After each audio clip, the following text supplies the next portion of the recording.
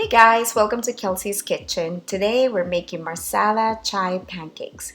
Thank you to Dona Chai for the recipe. Let's get started.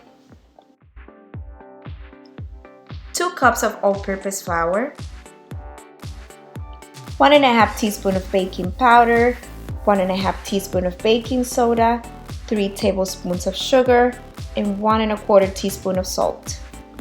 Whisk together all dried ingredients for a few seconds.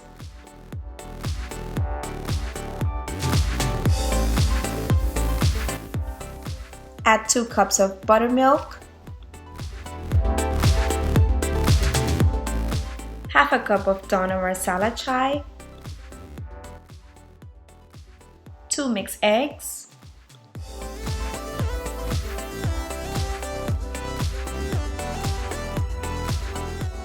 three tablespoons of melted butter. Mix well so it's not as clumpy.